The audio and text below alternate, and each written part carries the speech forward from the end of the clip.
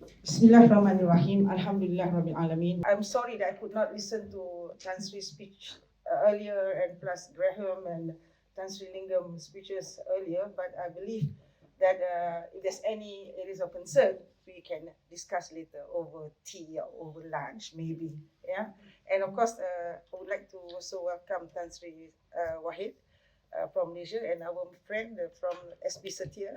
I used to be the housing and local government ministry, and that is the guy is always coming to disturb me all the time. And now he's part of KSI. And together with me, ladies and gentlemen, two ladies as well, because I believe in women empowerment.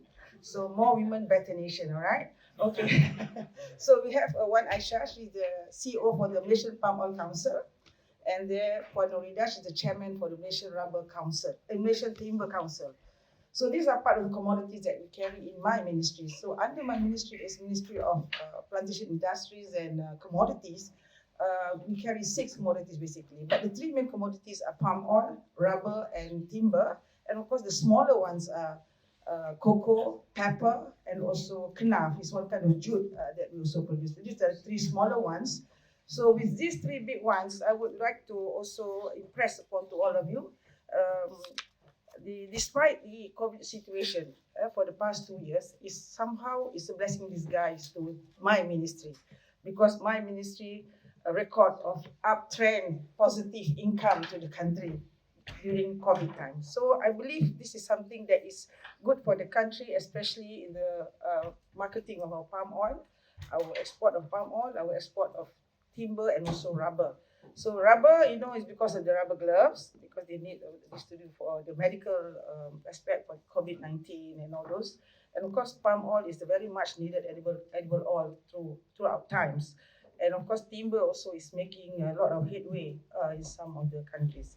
But what we want to emphasize now is actually on our palm oil performance, because this has become a topic of debate, a topic of controversials, allegations, and so on and so forth. And it's very important for us to protect this commodity of ours, because it's our number 1 commodity in the country.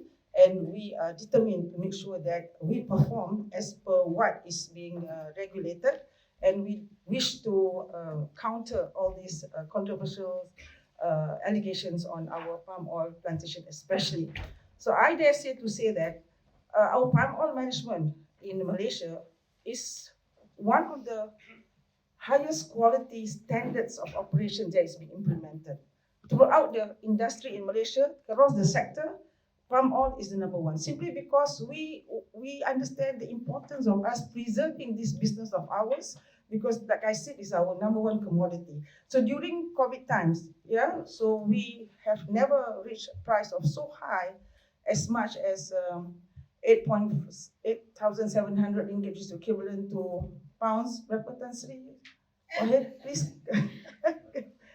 Pounds, 8,700 ringgit. How much pounds? 1,000 plus? 1,000, about that. 1,000?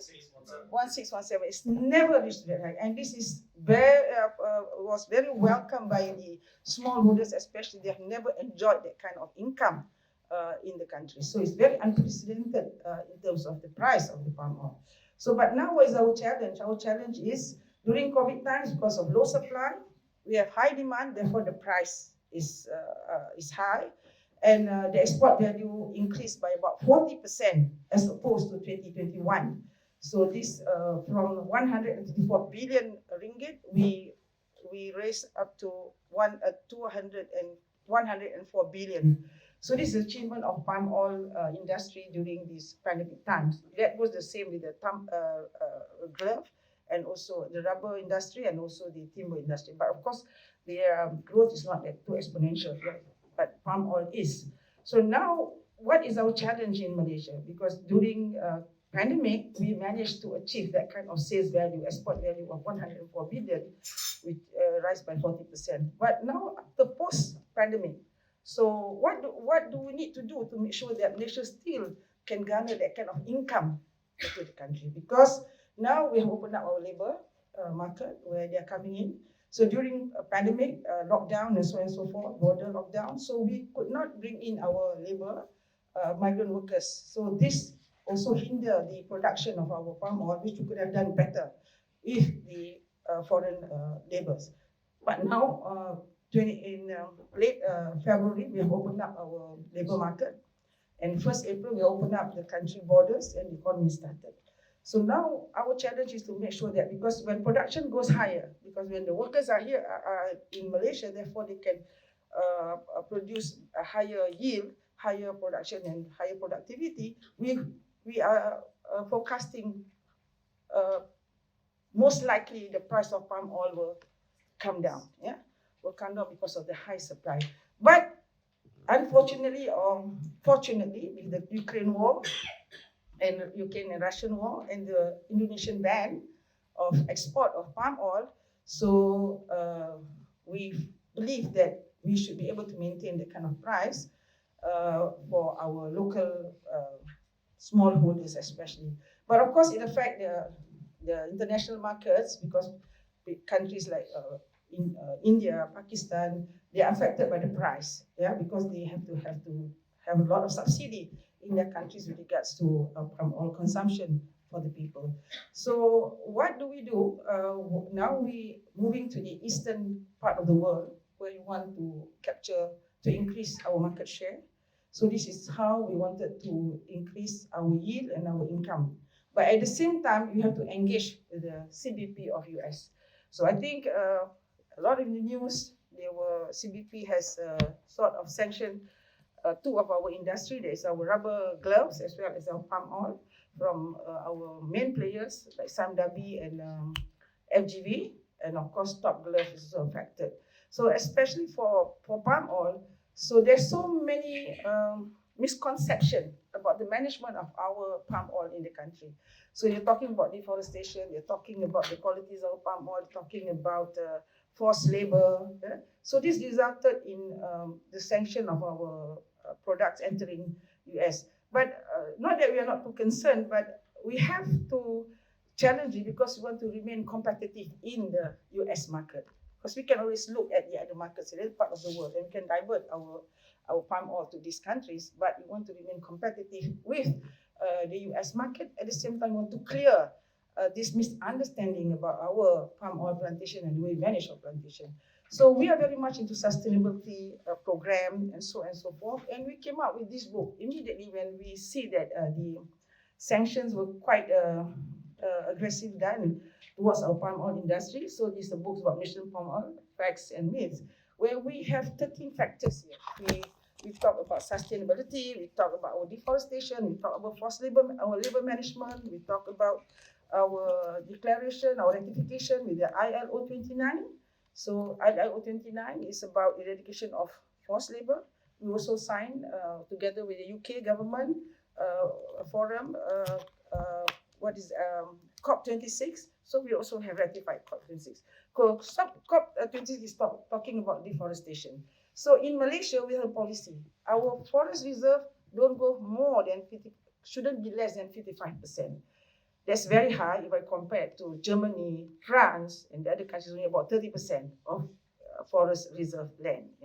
Secondly, we have kept our plantation for our palm oil is up to 6.5 million hectares. 6.5 million hectares. At the moment, we only occupy about 5.8 hectares. So we have still 700 hectares, 1,000 hectares to go with. And our replantation program is very actively done. After every 25 years, we will clear the plantation and we will start replanting new ones.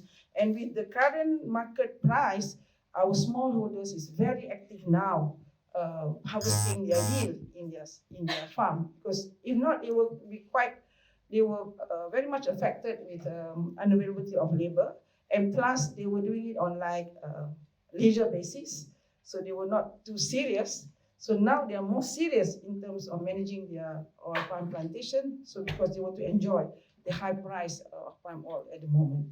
So we have about 50,000 palm oil growers in the country. 50,000, that's about, if you calculate the population that is benefiting from this palm oil, just about 2 million or 2.5 million Malaysians. So because of this CBP issue, we just came back from FC from Washington DC to meet up with the CBP to rectify to them how do they conduct the process of sanctioning allegation on our products that's coming into US. I think the first basic thing, fundamental rights that we request from them when I had the discussion with the CBP was to have a proper verification process before they sanction our products, because there's no verification process. The moment they receive one complaint about the Malaysian palm oil from one NGO, from one organization, or from one individual, they will just sanction our product without verification process. And this is not right. It's very unfair. So we are not denying this could happen in the country, but there must be a proper verification process where they should send their people, or they have to have a consultation with the company that is affected, and to find out whether how far is true these allegations. And if you're talking about one plantation as opposed to 250,000 plantation that's available in Malaysia, that's very, very insignificant in terms of quantity, in terms of statistics. So these are the things we rectify them. We want to have a more transparent process of how they go about sanctioning products, a commodity that is palm oil based, especially from Malaysia. Yeah? And we also talk about but I think in terms of the qualities of our palm oil, there is we have already managed to go through with that for some time ago, but now they are attacking us on issues of deforestation as well as forced labor.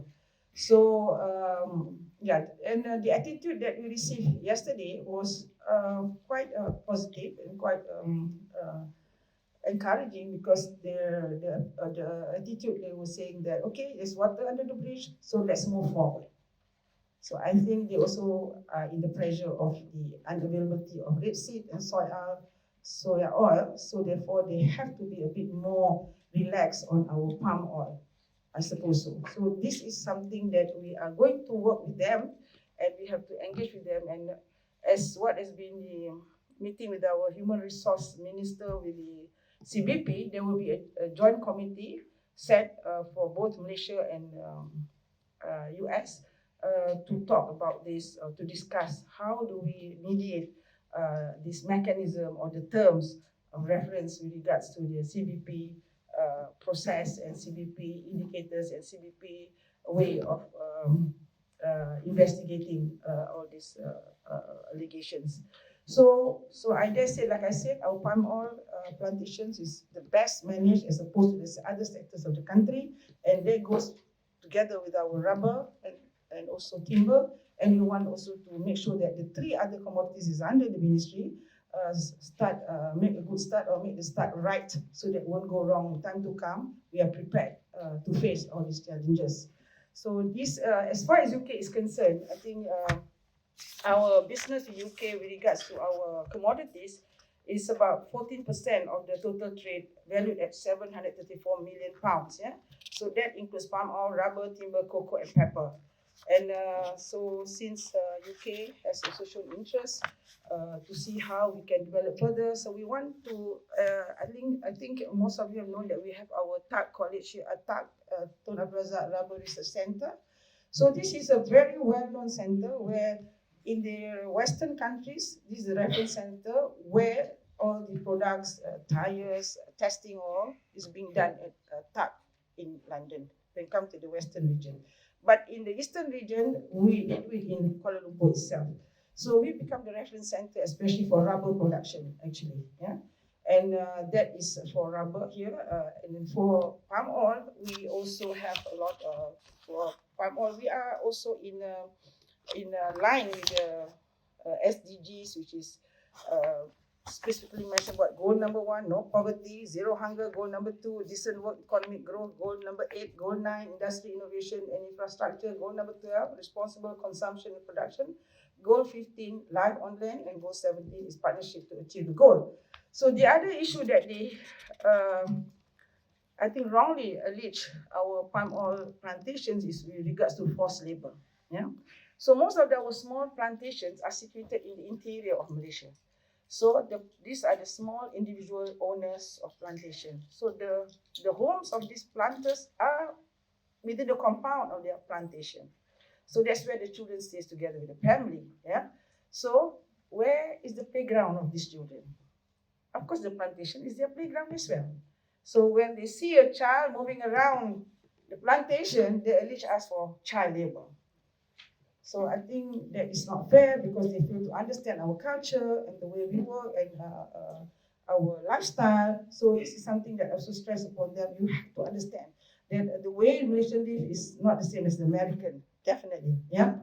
And also in matter of interpretations also, I feel that although we speak English, Americans speak English, we speak English, but I think the interpretation sometimes doesn't jive. It comes differently as well. And the semantics as well is not the same. So therefore, these are the things that we want them to engage with us and let them understand. Come down to the field, come down to the plantation and take a look what exactly is happening before you make any sanction to our products. And the other issue that we are very concerned, of course, the time frame that they take to clear a case is like infinity. Yeah, and they'll never declare out of, as reported now, is 912 WROs. They'll never declare that how many they have cleared. They will never declare. So we do not know what sort of success rate, what sort of mitigation they have done, and what can we do. So is this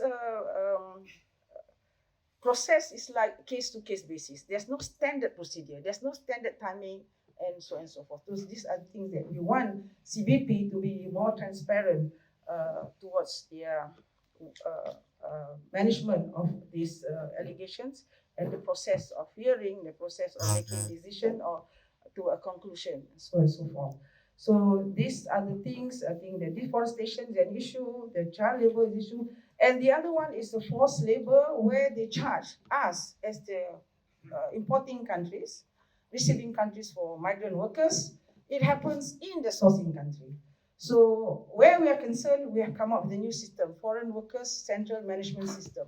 So when a foreign worker has entered into the system, yeah, so that system becomes very transparent to us, and the whole traceability process is there from the system up to them being assigned to the plantation that they have to work in Malaysia. Okay, yeah. So they need more battery, okay. So, and so the traceability is there. Then what happened was, then our employer, we only allow our employer, that means the plantation owners, to make application for the request of migrant workers. In the past, we allow private sectors to do it, but now we stop it and we only allow the company or the industry base themselves to make application. And upon receiving the application, our department from the Ministry of Human Resource will go and check. We'll go down to the plantation and see whether they really need that kind of numbers of workers, and they check on their housing facilities. So once that's clear, then we will approve the applications and we will communicate with the sourcing country, and they will start supplying the workers to Malaysia. So we pay, the employers pay all the expenses for every one of the potential foreign migrant worker. They pay the flight ticket, they pay the recruitment fees, they pay all the insurance and so forth, the medical checkup they pay. And when they enter Malaysia, they also pay the levy. And there's no repayment program which the workers need to pay. It's all being borne by the plantation owners. So that is the process. And in terms of income, our palm oil plantation gives one of the best income for this level of job in the country. So we're paying them about 500 to 600 US per worker for every month. That is on the without their overtime and all so on and so forth. So basic itself, we give as high as that as compared to the other sector. So the issue of forced labor, when they charge us for forced labor, before a migrant worker came into the system, they come from countries like Pakistan, India, Bangladesh, for instance. They are a bit illiterate. They are uneducated. So along the way, before they enter the system, probably they need to fill up some application forms, some kind of filling up all these documents. So they might get the assistance of their family members, probably their uncles or their village heads and so on and so forth. And probably they got to give some kind of coffee money or pocket money. So when that is being traced, they charge us for forced labor, which is not fair. It is being done in the source country. It's not us. We're not responsible for that. So we want them to look into these allegations and how do you want to mitigate. If you want to put into that 11 indicators of forced labor, I think they have to fine-tune it in such a way it's fairer to us as the receiving countries, or they have to get done with it, something like that. So these are the issues, main issues that we will have to tackle with this CBP. And of course, we also believe there's some kind of market competition, edible palm oil against rapeseed, against soya oil, yeah. So, but I think this issue is probably now is not too bad, like I said, because of the Ukraine and Russian war. So they are now short of supply for rapeseed and soya in terms of edible oil, and plus Indonesian ban of export also. So therefore they are a bit more relaxed, probably because in EU and plus Iceland, they have sort of make a U-turn to look into the usage of palm oil as edible oil. So I think I have to, that's the certification. Our palm oil is very highly certified under the Malaysian Sustainable Palm Oil Program. 95% of our plantation has been certified under this Malaysian Sustainable Palm Oil. Yeah? In fact, to a certain extent, it's better than the RSPO, the Roundtable Sustainable Palm Oil. So the RSPO is only relevant to big industries and some countries, yeah, that need the RSPO. And interestingly, our Samdabi commodity that's being sanctioned has RSPO certification. So once you have RSPO certification, your product shouldn't be stopped from coming in or shouldn't be sanctioned. It's only in the qualification process by the US government. So we feel there are a lot of not a level playing field where Malaysia is concerned, and it seems that we have our consultant there also brief us that it seems that they're in the mood to attack China and Malaysia. So we're wondering why Malaysia? We're only 32 million nation and we are so small. So why Malaysia? So probably there's some other hidden agenda or actually motive with regards to the competition that we are giving them with regards to edible oil production. And our business, we are seeing that we want to venture furthermore into the oleochemical, the downstream activities of our palm oil in US, because we see there are lots of potential, especially in the food industry. So at the moment, our palm oil is very much used in the commercial sector, in the restaurants, in the bakeries, and the food, non-food industry as well. But now we are moving towards the home consumption programs, where we sell our products at our mission palm oil, full of goodness, and we are going right down to the home consumption. So which I think some of you here, I don't know whether you use palm oil for frying or you cook at home, use your palm oil. So it's the best edible oil, actually. It is cholesterol free, yeah, and it is good for your eyes. For those bald-headed, you can grow more hair. And of course, it's actually also help to prevent cancer and heart attacks and so on. So of course, you take it regularly.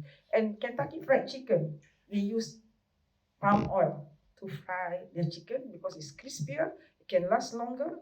And for some of the donuts company also, they use palm oil because they have a longer shelf life, and so it can last longer, especially for long distance delivery. So these are the hidden facts which they want to expose. They use it, but they don't want to admit that they use it. And they have this campaign, this product is up on free and so on and so forth, but it's not true. So, so we are now seeing measures. But the attitude, like I said, from the CBP yesterday, we had a meeting, they are a bit more mellowed down, and they're willing to sit down and see that we find amicable solution to our concerns as to the transparency of the process of investigation. And prior to issuance of WRO, they have to have a verification process. So these are the things we feel that is a fair manner to manage this process of investigation of the WRO products. Yeah? So I think with that, I would want to distribute this book to all of you. And we have that, Jamie? Yeah. Yeah, so that you can have a better understanding of how we manage on all. So we really adhere to all the necessary goals that we impose by the EU, by the US. We have all that already in place in our palm oil management. So these are the proof that we have done, and therefore we hope that CPP especially, because of course US is not the main importer of our palm oil. India is our main importer of palm oil. But like I said, we want to be competitive in US. Yeah? So we have to go through this, we have to overcome these allegations, and we can remain competitive because we have to give the best edible oil to the world and also to US actually. So that you can enjoy the best of our palm oil. And we also want to expand our market. Then we see there is a big potential in US. So, but our first deal is to overcome the CBP allegations, and so that they are clearer that what we have done. We have progressed very much faster than they thought, and they've been out of touch of what is happening in Malaysia. So they are not aware that we have done this, we have done that, and their records of reference is about 8 years ago. And we have gone so far. And why is we have gone so far and fast? Because we want to protect this, our number one commodity of the country, and that's why Tan Sri Wahid was saying that we need to generate more income, right? So for the economy of the country to be, be balanced. And we know that every one of the countries now is at a deficit, but we hope that with palm oil and the other commodities under my ministry will help to sort of recover our economic deficits and to enable our Malaysians at the lower level or at the smallholder level to be able to live comfortably with the market situation on palm oil and the rubber as well as timber. So with that, I will thank all of you for coming to this session and for inviting me, Tan Sri. So he needs to know the sustainability of our palm oil management, and I think UK also need to know this because we also want you to be the springboard of our spokesperson and spokesman for our palm oil, and of course to counter the US propaganda against our palm oil. So thank you very much. Assalamualaikum warahmatullahi wabarakatuh.